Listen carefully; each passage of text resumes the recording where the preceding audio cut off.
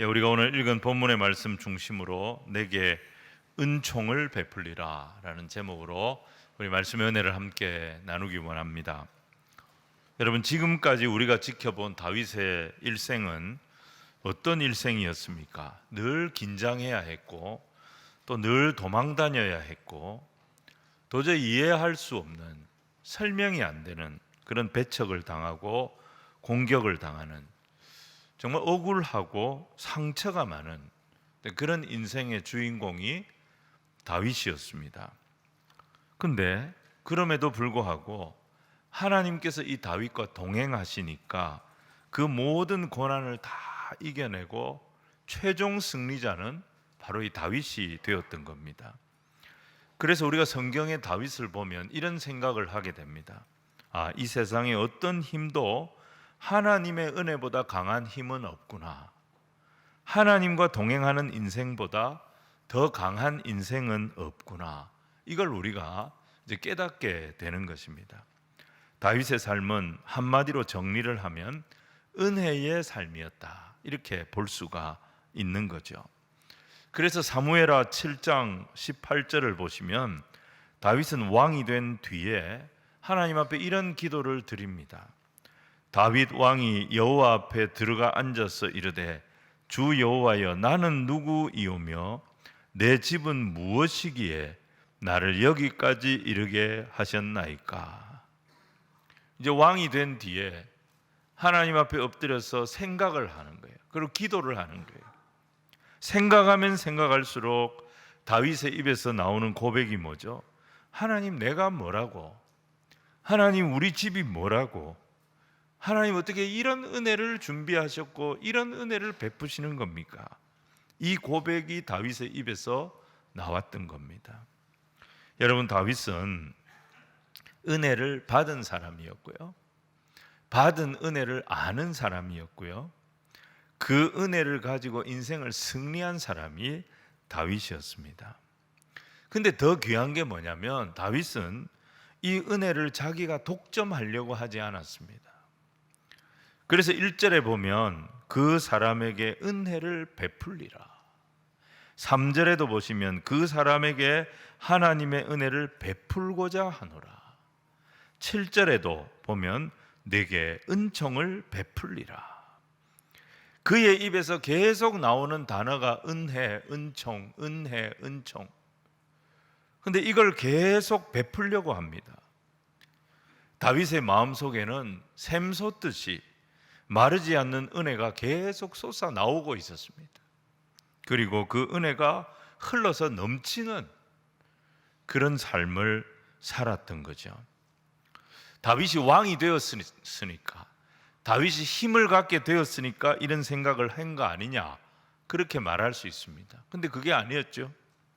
힘이 없을 때도 다윗은 은혜가 마르지 않았고 은혜를 베풀기를 기뻐했습니다. 사울을 피해서 막 도망 다닐 때 사무엘상 22장 보시면 아둘람 굴로 사람들이 찾아옵니다. 그 마음이 원통한 자, 빚진 자, 이런 사람들이었어요. 근데 그 사람들 다 은혜를 베풀었습니다. 사무엘상 23장 그일라 사람들이 블레셋 사람들에게 어려움 당한다, 이 소식을 듣고 기도하고, 이 다윗이 자기 코도 석자인데 찾아가서 은혜를 베풀고 그일라 사람들을 도와주었습니다. 자기를 죽이려고 했던 사울이 계속 자기를 찾아오는데 기회가 왔죠. 다윗에게 연거푸 2번이나 이 사울을 죽일 수 있는 기회가 왔는데 다윗은 사울을 건드리지 않습니다. 계속 그에게도 은혜를 베풀었습니다.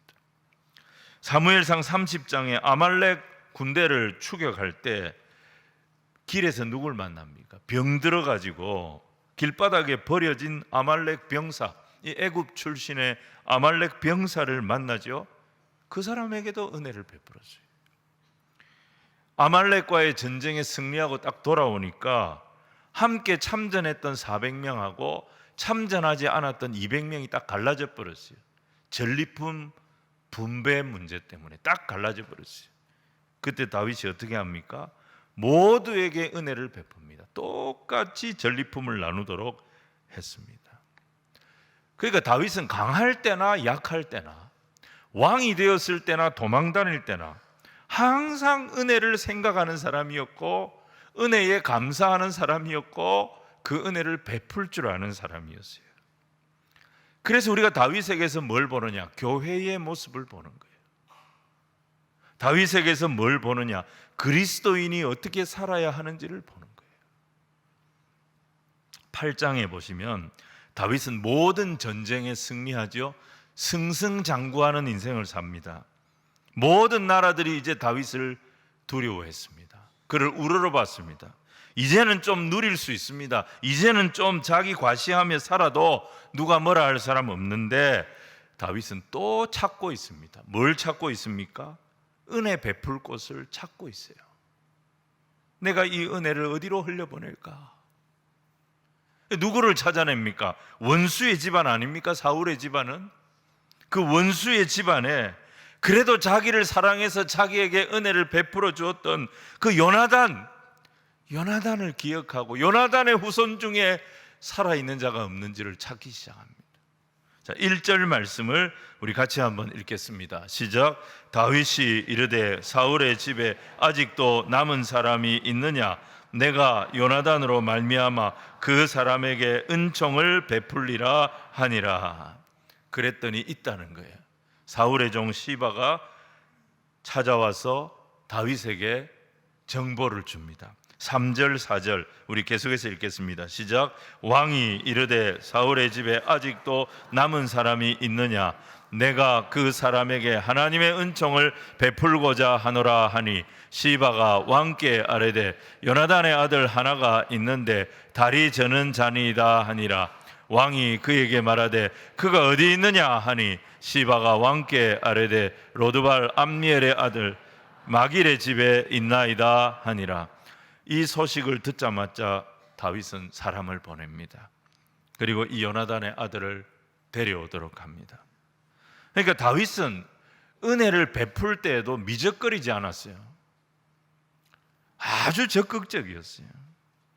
적극적으로 은혜를 베푸는 삶, 이게 다윗의 삶이었기 때문에 하나님은 그는 내 마음에 합한 자다, 이렇게 말씀을 하셨던 겁니다. 저는 오늘 예배하는 저와 여러분의 모습 속에 이 다윗의 모습이 살아있기를 주님 이름으로 축원을 드립니다. 그러면 이 은혜를 베푸는 사람은 구체적으로 어떤 사람이냐? 오늘 두 가지로 딱 정리해서 살피려고 합니다. 첫 번째는 은혜를 베푸는 사람은 상대를 무섭게 하지 않는 사람입니다. 내가 아무리 힘이 있다 그래가지고 상대를 두렵게 만들면 안 됩니다. 무섭게 만들면 안 됩니다.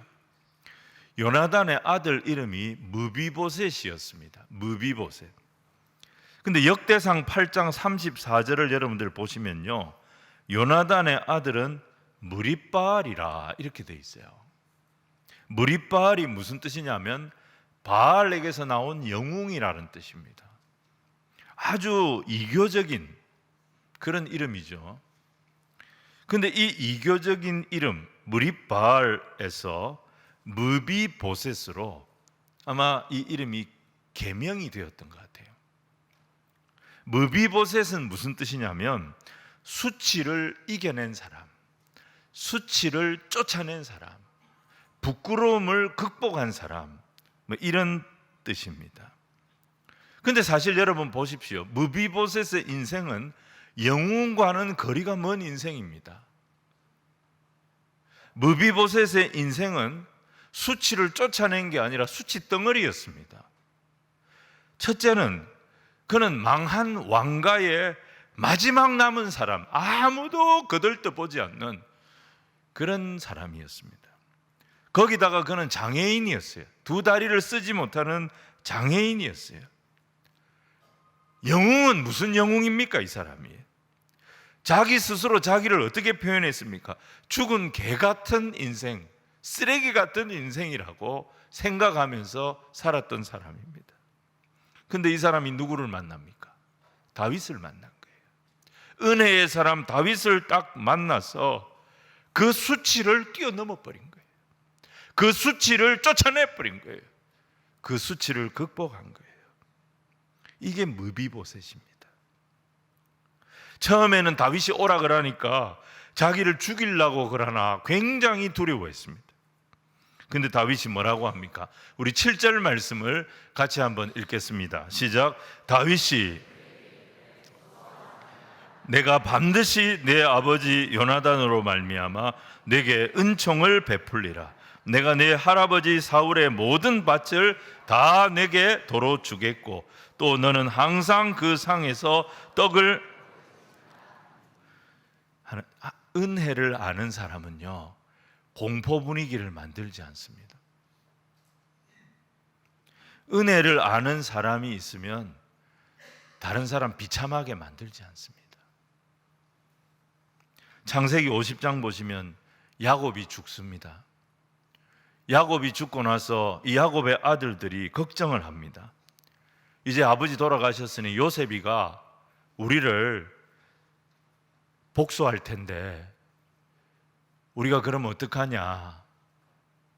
요셉이 복수할까 봐 두려워 떨었습니다. 그때 요셉이 뭐라고 합니까? 창세기 50장 19절에 보시면 요셉이 그들에게 이르되 두려워하지 마소서 내가 하나님을 대신하리이까. 여러분, 상처로 따지면 세상에 요셉만큼 상처 많은 사람이 누가 있겠습니까? 그는 어린 시절에 형들에게 미움받았어요. 그래서 죽을 뻔했어요. 애굽의 종으로 팔려갑니다. 종으로 팔려가서 잘 살아보려고 했는데 누명을 뒤집어 쓰고 죄수가 돼가지고 옥살이를 합니다. 감옥에서 은혜 베푼 사람들한테 다 배신당했습니다.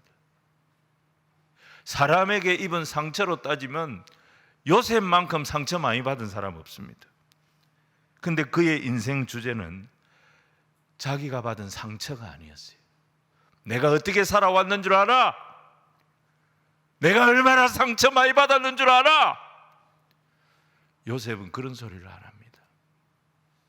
그 상처를 다 치유해 주신 하나님이 그의 인생 간증의 주제였습니다.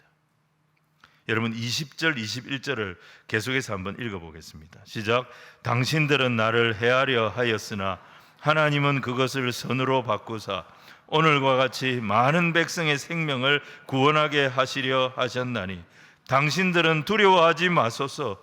내가 당신들과 당신들의 자녀를 기르리이다 하고 그들을 간곡한 말로 위로하였더라. 요셉의 인생 간증의 주제는 상처가 아니었어요. 하나님이셨어요. 자기가 이 세상을 살아가는 이유, 애굽의 총리로 살아가는 이유가 뭐냐? 내 상처를 치유해 주신 그 하나님의 은혜에 보답하려고 그 은혜를 흘려보내기 위해서 산다고 고백했던 것입니다. 이게 하나님 백성의 태도입니다. 우리가 힘 좀 있다고, 돈 좀 가졌다고 우쭐대고 교만하고 주변 사람들 막 긴장시키고, 그 하나님 모르는 사람들이 하는 짓입니다. 모든 힘의 주인은 하나님이시고 모든 권세의 주인도 하나님이십니다. 그런데 하나님은 힘과 권세를 다 가졌지만 자기 백성들 공포 분위기 조성하지 않았습니다. 스바냐 3장 17절 말씀 너무 잘 알지요? 표준 세번역으로 오늘은 한번 같이 읽어보겠습니다. 시작.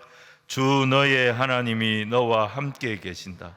구원을 베푸실 전능하신 하나님이시다. 너를 보고서 기뻐하고 반기시고 너를 사랑으로 새롭게 해주시고 너를 보고서 노래하며 기뻐하실 것이다. 우리 하나님이 이런 하나님이십니다. 성경 전체를 통해서 하나님이 자기 백성들에게 계속 하시는 말씀이 뭡니까? 두려워하지 말라는 것입니다. 아브라함에게도 두려워하지 마라. 하갈에게도 두려워하지 마라. 라헬에게도 두려워하지 마라. 모세에게, 여호수아에게, 엘리야에게, 엘리사에게, 다윗에게, 솔로몬에게, 이사야에게, 마리아에게, 또 제자들에게 예수님 계속해서 하셨던 말씀, 하나님 계속해서 하셨던 말씀이 두려워하지 말라는 것입니다. 성경은 주의 백성들에게 두려워하지 말라고 말씀하십니다. 근데 우리는 항상 두려움에 흔들립니다. 염려에 흔들립니다. 정말 연약한 우리들입니다. 그런 우리를 찾아오셔서 오늘도 주님 말씀하십니다. 두려워 말라, 내가 너와 함께한다. 놀라지 마라, 내가 네 하나님이다. 이렇게 말씀하시는 은혜의 하나님이 저와 여러분을 구원해 주신 사랑의 아버지가 되심을 날마다 감사하고 찬송하는 우리 모든 성도들이 되기를 주님 이름으로 축원을 드립니다. 근데 힘 좀 있다고 돈 좀 있다고 주변 사람들 긴장시키고 꼼짝 못하게 만들고, 그건 하나님 은혜를 모르는 자들이 하는 짓입니다.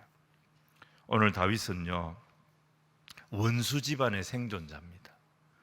스스로 죽은 개처럼 비참하다고 생각하고 살아가던 사람 무비보셋을 찾아가서 그 두려움을 제거해주고, 그 수치심을 제거해주고, 그 부끄러움을 제거해주고 계속 그에게 은혜를 베풀어 주는 것을 보게 됩니다.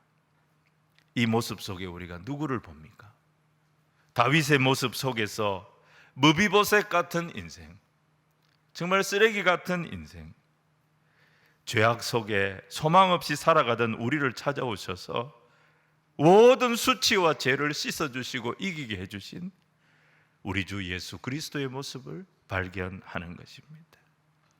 우리 주님이 우리와 함께 하십니다. 예수님이 땅에 보내주신 하나님 우리와 동행하십니다. 그 은혜 속에 날마다 힘을 얻고 위로를 얻는 주의 자녀들이 다 되시기를 주님 이름으로 축원을 드립니다. 오늘 두 번째는요, 은혜를 베푸는 사람은 고난도 하나님의 구원 계획의 일부임을 깨닫게 하는 사람입니다. 고난을 이기는 것은 어떤 끈기나 인내력도 필요는 하겠지만, 고난이, 내가 지금 겪고 있는 고난이 해석이 되기 시작하면 고난을 이길 수가 있습니다. 이 고난이 하나님의 구원 계획의 일부고, 고난당하는 내가 하나님의 구원 계획 속에 여전히 함께 한다는 것을 알게 될 때 고난을 이기는 것입니다.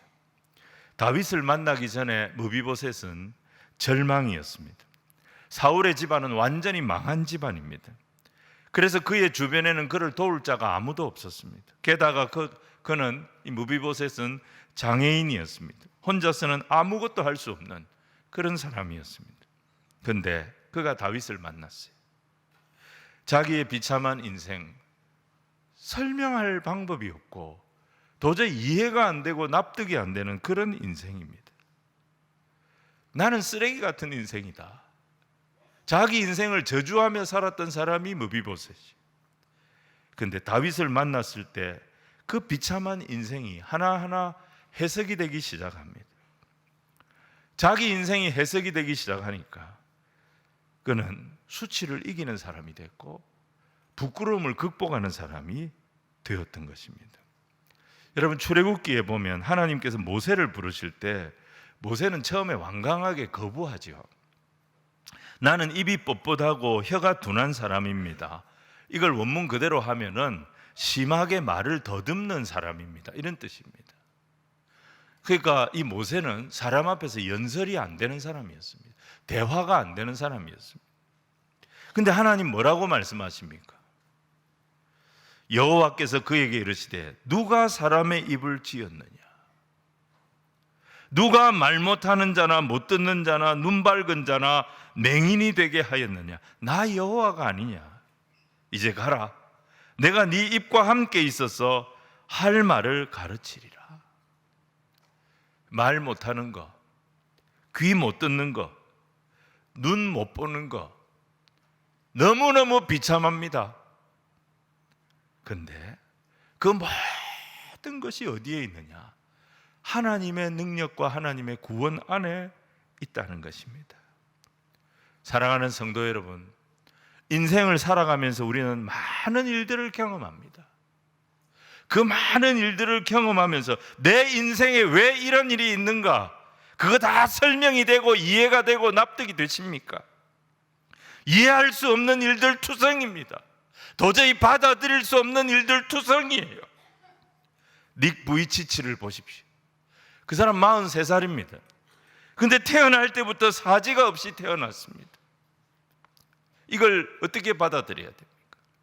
사람들 다 멀쩡하게 태어났는데 왜 이 사람은 사지가 없이 태어나야 합니까?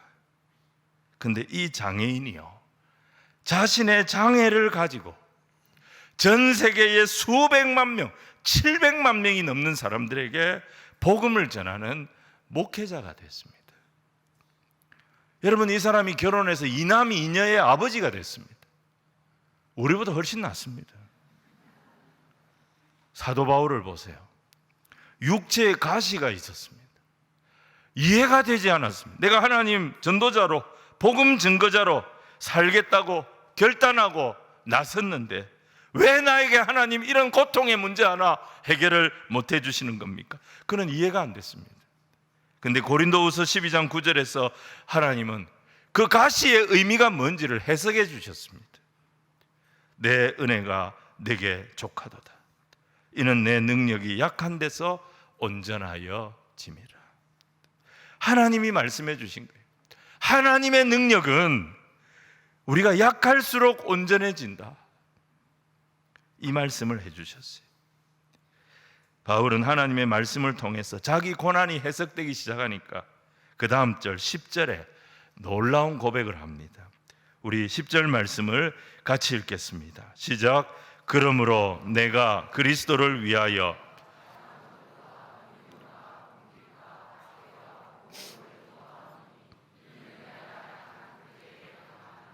약한 게 뭡니까? 자기 몸에 있던 가시, 병을 말하겠죠. 능욕은 뭘까요? 조롱당하는 거죠. 궁핍은 뭡니까? 가난이죠. 박해는 뭐예요? 억울하게 고초당하는 거죠. 곤고는 뭘까요? 염려와 고생들입니다. 이게 사도 바울에게 다 있었다는 거예요. 왜 내가 이런 어려움을 겪어야 하는지 그는 몰랐습니다. 근데 하나님의 말씀 한 구절이 임할 때 이 모든 문제가 해석이 되기 시작하고 이 상처들이 해석이 되어졌다라고 고백합니다. 여러분, 이게 은혜의 힘인 것입니다. 사울의 후손 가운데 건강한 사람들은 다 죽었습니다. 그 후손 가운데 제일 약했던 사람이 바로 이 장애인이었던 무비보셋이었어요. 이 한 사람이 살아남은 거예요. 제일 약한 사람이 살아남았어. 그가 유일하게 그 집안에서 하나님의 구원을 경험합니다. 사실 무비보셋은 죽은 개처럼 그렇게 살고 있었습니다. 근데 그 무비보셋을 다윗이 찾아주었을 때 다 망가진 자기 인생, 정말 쓰레기 같은 자기 인생, 그 인생 속에 하나님의 은혜가 있음을, 하나님의 사랑이 있음을 발견하게 되었고, 그 은혜 때문에 무비보셋이 다시 수치를 이기는 은혜 안에서 감격하는 고백이 나오게 되었던 거죠.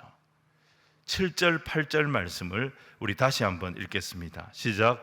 다윗이 그에게 이르되 무서워하지 말라. 내가 반드시 내 아버지 요나단으로 말미암아 내게 은총을 베풀리라. 내가 네 할아버지 사울의 모든 밭을 다 내게 도로 주겠고 또 너는 항상 내 상에서 떡을 먹을지니라 하니 그가 절하여 이르되 이 종이 무엇이기에 왕께서 죽은 개 같은 나를 돌아보시나이까 하니라. 다윗을 통해서 죽은 개같이 비참한, 다른 말로 쓰레기 같은 그런 삶을 살던 자기를 돌아보시고 자기를 버리지 아니하시는 그 하나님의 은혜를 경험하면서 진짜 무비보셋이 됩니다. 수치를 내쫓는 사람이 되었던 것입니다. 여러분, 우리 모두는 기억해야 됩니다. 내가 아무리 힘들고 어려운 형편 가운데 있다 할지라도 우리 하나님의 구원 계획 속에 저와 여러분이 견고하게 포함되어져 있음을 잊지 말고 늘 찬송하고 기뻐하고 감사하며 사는 우리 모두가 되어야 될 줄로 믿습니다. 이런 찬송이 있죠. 빛이 없어도 환하게 다가오시는 주 예수 나의 당신이여, 음성이 없어도 똑똑히 들려주시는 주 예수 나의 당신이여, 당신이 있으므로 나도 있고 당신의 노래가 머물므로 나는 부를 수 있어요. 그 다음 가사가 뭐죠? 주여 꽃처럼 향기 나는 나의 생활이 아니어도 나는 당신이 좋을 수밖에 없어요. 주 예수 나의 당신이에요. 여러분, 이게 은혜 받은 자, 구원 받은 자의 노래인 것입니다. 누가 알아주든지 알아주지 않든지, 빛이 나든지 빛이 나지 않든지, 내 하나님은 나를 살리시는 하나님이시고, 나 같은 자 살리시려고 아들 예수님을 이 땅에 보내주셨다. 여러분, 우리 하나님은 어떻게든지 우리를 살리시려고 하시는 하나님이심을 기억하시기 바랍니다. 그래서 다윗도 보면 어떻게든지 사람 살리는 쪽으로 갑니다. 나중에 우리가 또 보겠지만은 사무엘하 15장에 아들 압살롬이 반역을 일으킵니다. 그때 다윗은 예루살렘에 있지 못하고 이제 피난을 가게 됩니다. 얼마나 황급히 피난을 갔던지 다윗은 맨발로 도망갔습니다. 근데 16장을 보면요, 피난을 가고 있는데 다윗이 누가 찾아오느냐? 무비보셋의 종이었던 시바가 찾아옵니다. 나귀에다가 음식과 과일을 잔뜩 실어가지고 피난 가는 다윗을 찾아옵니다. 한편으로는 다윗이 너무 고마웠습니다. 근데 또 한편으로는 궁금했습니다. 왜 무비보셋은 같이 오지 않았을까? 궁금했던 거예요. 자, 16장 3절 말씀을 우리 같이 한번 읽겠습니다. 시작. 왕이 시바가 왕께 아뢰되 예루살렘에 있는데 그가 말하기를 이스라엘 족속이 오늘 내 아버지의 나라를 내게 돌리리라 하나이다 하는지라. 시바가 무슨 말을 합니까? 무비보셋은 오지 않았습니다. 무비보셋은 예루살렘에 있습니다. 무비보셋이 뭐라고 말했냐면, 이제 이스라엘 다른 지파들이 내 아버지가 다윗에게 빼앗긴 이 나라를 다시 나에게 찾아줄 거다, 그렇게 생각하고 따라오지 않은 겁니다. 그런데 이건 시바가 거짓말한 거예요. 무비보셋을 시바가 배신한 거죠. 그때 다윗은 무비보셋을 오해합니다. 그리고 무비보셋의 모든 재산과 땅을 시바에게 줘버렸습니다. 도망가는 왕이 내린 명령이 무슨 그런 효력이 있겠습니까? 그런데 문제는 그 다음입니다. 이제 이 압살롬의 란이 평정이 되면서 다윗이 다시 예루살렘으로 복귀하게 됩니다. 사무엘하 19장인데요 24절 이하에 보면 다윗이 무비보셋을 만납니다. 근데 무비보셋의 모습이 다윗이 생각했던 모습이 아니었습니다. 다윗이 예루살렘을 떠난 이후로 무비보셋은 발도 씻지 아니하고 수염도 깎지 아니하고 자기가 입은 옷도 빨아 입지 아니하고 오매불망 다윗이 건강하게 다시 돌아오기를 기도하면서 기다리고 있었던 것입니다. 다윗이 시바의 말을 듣고 무비보셋을 오해했던 거죠. 다윗이 그때 물어봅니다. 그때 왜 너는 나를 따라오지 않았냐? 내가 피난 갈 때 너는 어디 있었느냐? 그때 무비보셋이 대답합니다. 내가 왕을 따라가려고 준비 다 하고 기다렸는데 시바가 이 장애인을 데려가 주지 않았습니다. 그래서 저는 예루살렘에 머물 수밖에 없었고 왕이 다시 돌아오기를 학수고대 기도하며 기다릴 수밖에 없었습니다. 다윗의 오해가 그때 풀립니다. 그러면서 다윗이 어떻게 하느냐? 시바에게 주었던 그 사울의 유산을 절반을 다시 환수해서 무비보셋에게 돌려줍니다. 왜 다윗이 전부 다 몰수하지 않았을까요? 무비보셋은 그거 필요 없다 그랬어요. 왕이 돌아온 것으로 충분하다고, 나는 재산 필요 없다 그랬어요. 근데 시바의 것 절반을 빼앗아서 다시 환수해서 무비보셋에게 줍니다. 다윗이 확인을 한 거예요. 상황이 어떻게 된 거라는 걸 확인을 했어요. 근데 더 이상 캐지 않았습니다. 삼자 되면 다윗은 그런 짓 하지 않았습니다. 다 확인했습니다. 더 파고 들어가지 않았습니다. 왜 그럴까요? 다윗은 하나님의 은혜를 경험한 사람이었기 때문입니다. 자기가 왕궁으로 다시 돌아온 것도 하나님의 은혜임을 아는 사람이었어요. 비록 자기에게 거짓말을 했지만 시바도 피난 가는 왕을 찾아와서 미래가 어떻게 될지 모릅니다. 피난지에서 압살롬에게 잡히면 전부 다 죽는 겁니다. 어떻게 될지 모르는 왕을 돕겠다고 자기를 따라왔던 사람입니다. 무비보셋 오해했지만 와서 보니까 자기가 다시 복귀하기를 하나님 앞에 기도하면서 기다렸던 사람이었습니다. 그걸 확인하고 나서 다윗은 더 이상 이 문제를 캐지 않습니다. 왜? 인간이 다 연약하다는 것을 알았기 때문입니다. 다 자기 공로 드러내고 싶어 하고 이익 앞에 흔들리고, 그게 우리 인생이라는 것을 다윗이 알았던 겁니다. 그런 인생들 후벼 파고 후벼 파고 후벼 파서 우리가 얻을 게 뭐가 있겠냐. 그래서 다윗은 시바에게 주었던 땅 절반만 회수해가지고 무비보셋에게 돌려주고 더 이상 이 문제를 캐묻지 않습니다. 다윗이 선택한 건 뭡니까? 시바도 살리고 무비보셋도 살리고 두 사람 다 살리는 쪽으로 결론을 내렸던 것입니다. 왜 그랬을까요? 다윗이 자기도 은혜로 사는 사람이라는 것을 알았기 때문입니다. 우리가 다 연약합니다. 캐고 또 캐고 캐고 또 캐고 그러면 죄가 안 나올 사람 아무도 없습니다. 요한복음 7장에 예수님도 그 말씀하셨죠. 간음하던 현장에서 붙잡힌 여인 사람들이 끌고 왔습니다. 모두 돌을 들고 예수님 말씀하시면 이제 돌로 치려고 합니다. 그때 예수님 뭐라고 하셨어요? 너희 중에 죄 없는 자가 먼저 돌로 치라. 예수님 말씀이었습니다. 지은 죄 다 캐내가지고 죽이기 시작하면 이 세상에 살 수 있는 사람 아무도 없다는 것입니다. 그래서 베드로전서 4장 7절 8절에 이런 말씀이 있습니다. 우리 같이 읽겠습니다. 시작. 만물의 마지막이 가까이 왔으니 그러므로 너희는 정신을 차리고 근신하여 기도하라. 무엇보다도 뜨겁게 서로 사랑할지니 사랑은 허다한 죄를 덮느니라. 말세를 살아가는 우리들에게 서로 사랑하며 살기에도, 서로 대접하며 살기에도, 서로 섬기며 살기에도 우리에게 남은 시간이 부족하다는 겁니다.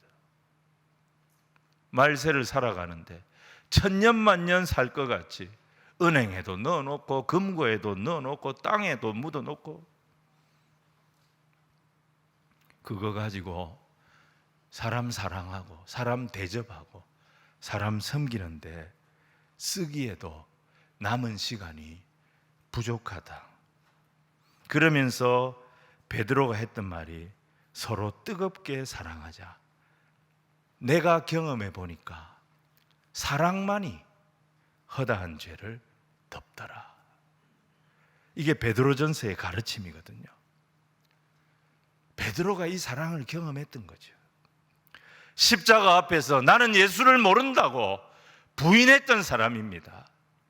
예수님을 저주하면서 도망쳤던 인물입니다. 예수님이 캐고 캐고 캐서 다 캐어냈더라면 베드로는 재기불능입니다. 근데 예수님은 그의 죄를 캐지 아니하셨어요. 네가 나를 사랑하느냐? 네가 나를 사랑하느냐? 네가 나를 사랑하느냐? 그의 허물을 부활하신 예수님이 다 덮어주셨기 때문에 베드로가 재기할 수 있었던 것입니다. 쓰임 받을 수 있었던 것입니다. 자, 오늘 말씀을 정리하겠습니다. 다윗은 은혜를 아는 자였고 그 은혜를 흘려보내기를 기뻐하는 자였습니다. 누구에게 은혜를 흘려보낼까? 늘 이 생각을 하는 사람이었어요. 그는 힘이 있다고 다른 사람들 앞에 군림하지 않았어요. 무섭게 하지 않았어요. 그리고 거짓말한 무비보셋의 종 시바까지도 품어주었습니다. 어떻게 거짓말한 종을 품을 수 있습니까? 다윗은 자기 안에도 여전히 그 시바의 거짓된 모습이 있다는 것을 알았기 때문입니다. 여러분, 이 시바의 거짓말 사건은 사무엘하 16장 이후에 나옵니다. 압살롬 반역 사건과 함께 나옵니다. 근데 그 앞에 뭐가 나옵니까? 사무엘하 11장, 그 앞에 무슨 일이 있었습니까? 다윗이 바세바와 범죄한 사건이 나옵니다. 바세바 사건 이후에 이 시바의 거짓말 사건이 나와요. 그는 바세바와 간음한 것 때문에 엄청난 수치와 고난과 눈물의 회개의 과정을 겪어야 했습니다. 하지만 그 속에서 다윗이 뭘 발견합니까? 자기같이 더러운 간음자, 그 간음을 정당화하려고 자기 부하를 죽인 살인자, 그러면서도 능청스럽게 살아가던 위선자,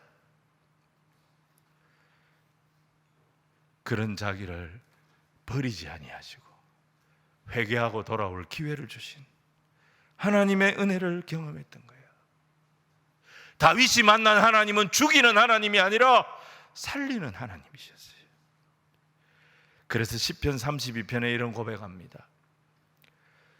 허물의 사함을 받고 자신의 죄가 가려진 자가 복 있는 자다. 진짜 복 있는 사람이 어떤 사람이냐? 이 세상에서 잘 나가는 사람 아니다. 승승장구하는 사람 아니다. 형통의 길을 가는 모든 사람들이 부러워하는 그런 사람이 복 있는 사람이 아니고 자기가 지은 죄의 사함을 받은 사람, 그 더러운 죄를 가려주시는 하나님의 긍휼을 덧입은 사람이 진짜 복 있는 사람이다. 자기 고백적 찬송을 했던 것입니다. 여러분, 은혜가 감사한 게 뭐죠?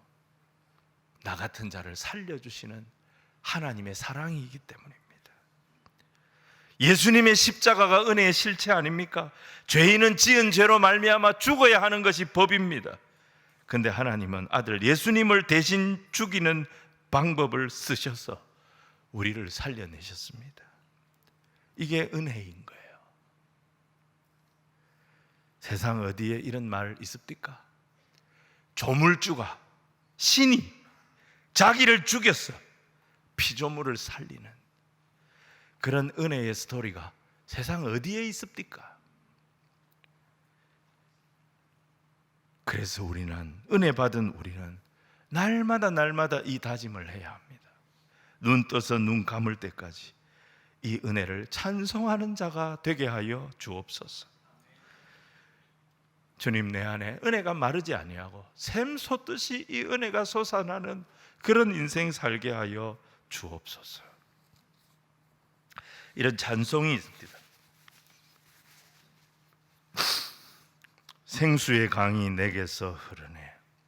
저는 자 걷고 눈먼 자 보겠네. 옥문 열고 갇힌 자 푸시는 생수의 강이 내게서 흐르네. 근데 후렴 가사가 이래요. 우물물아 솟아나라. 솟아나라 넘치도록. 솟아나라 넘쳐나게. 솟아나서 날 푸소서. 은혜가 계속 솟아나는 교회. 이 은혜를 또 누구에게 흘려보낼까? 다윗처럼 은혜 베풀 자를 찾아 계속 흘려보내는 교회. 주님은 그런 교회에 더 큰 은혜를 부어주실 줄로 믿습니다. 은혜의 선순환이 계속 이루어지는 우리 교회, 우리 성도들, 저와 여러분이 다 되시기를 주님 이름으로 축원을 드립니다.